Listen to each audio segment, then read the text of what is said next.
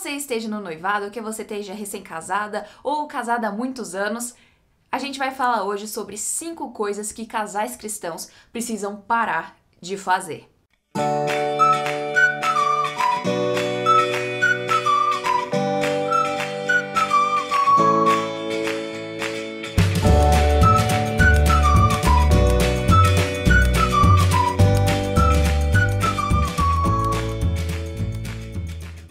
Oi pessoal, tudo bem? Sejam super bem-vindos a mais um vídeo feito lipas. Para hoje a gente tá conversando sobre coisas que casais cristãos precisam parar de fazer.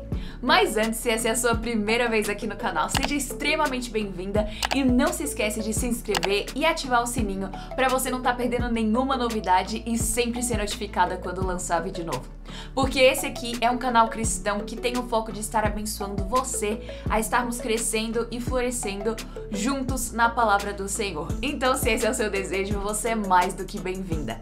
Então hoje a gente vai falar sobre as 5 coisas que casais cristãos precisam parar de fazer. E a gente vai fazer isso com base no livro Felizes para Sempre, Encontrando Graça nas Bagunças do Casamento. E esse daqui é um livro maravilhoso que tem vários autores ótimos como John Piper, Doug Wilson, Nancy Lee DeMoss, também o Francis Chan e várias outras pessoas. E cada capítulo é feito para ser um devocional para casais. Então, se você tá noiva ou casada, esse daqui é um livro que você vai gostar muito para você e o seu cônjuge estarem estudando juntos e tendo esse momento de dar uma aprofundada sobre o que significa um casamento cristão e como encontrar graça em meio às dificuldades, em meio às bagunças. Então, esse daqui é um que, se você quiser adquirir, o link vai estar aqui na descrição e eu recomendo demais porque pensa em um livro bom e edificante.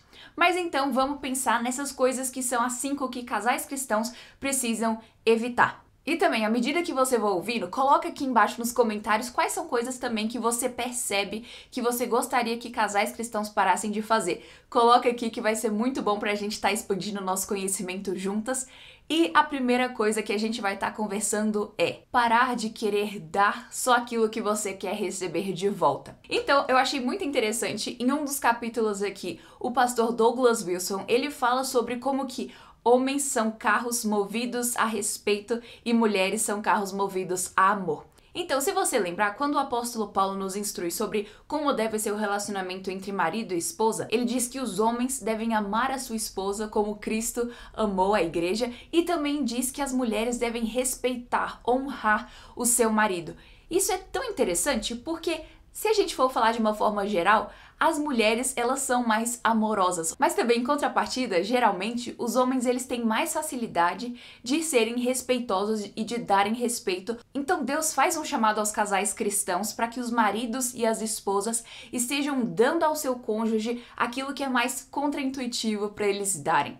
Então, as mulheres têm o chamado de Deus de darem respeito ao seu marido e os homens de darem amor às suas esposas. A segunda coisa é que casais cristãos precisam parar de achar que o casamento deles vai ser fácil.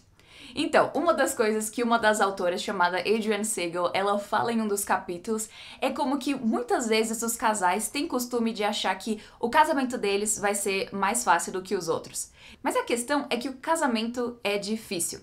Por exemplo, se a gente for pensar no casamento entre Deus e o seu povo, muitas vezes o povo de Deus busca coisas menores, mas mesmo assim Deus tem um amor incondicional para chamar de volta o seu povo. Também os casamentos terrenos, eles são difíceis, eles têm suas dificuldades. Mas a questão é que aquilo que a gente tem que se esforçar mais, aquilo que requer que a gente esteja colocando esforço, tempo e que a gente esteja superando esses obstáculos, fazem com que o resultado seja mais belo e profundo. Porque existem coisas que a gente nunca vai encontrar em um caminho mais fácil.